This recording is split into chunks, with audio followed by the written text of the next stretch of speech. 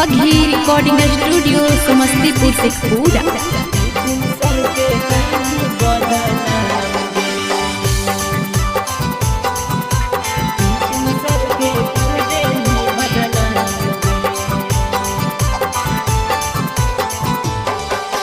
सुन गे बबली कहीं ऐसन काम गे,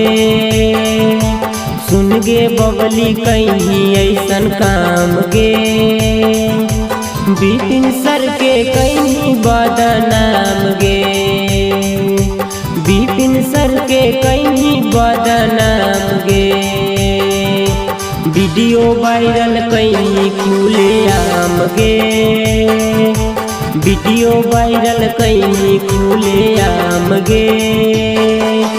बिपिन सर के कहीं बदनाम गे, बिपिन सर के कर देनी बदनाम गे।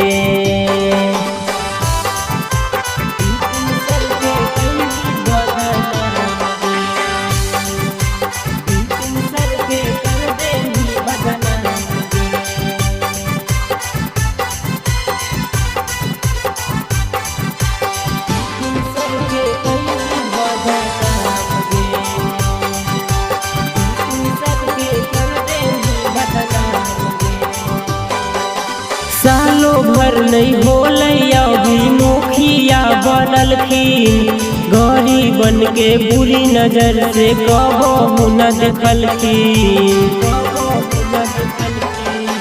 सालों भर नहीं होलई अभी मुखिया बनलखिन, गरीबन के बुरी नजर से कबहू न देखलखिन, हंसर के बदहकैन कर नाम गे, सुन गे बबली कहीं ऐसन काम गे, बिपिन सर के कहीं बदनाम गे, बिपिन सर के कर देनी बदनाम गे।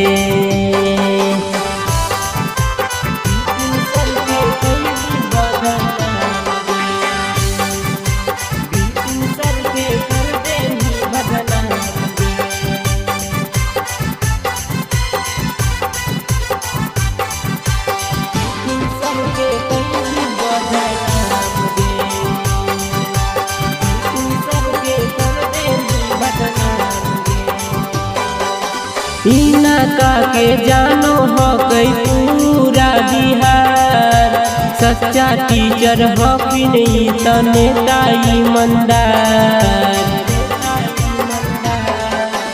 इनका के जानो हो कई पूरा बिहार, सच्चा टीचर हो कि नहीं तो नेता ईमानदार, शिक्षा में कैलखिन ता पूरा सुधार गे,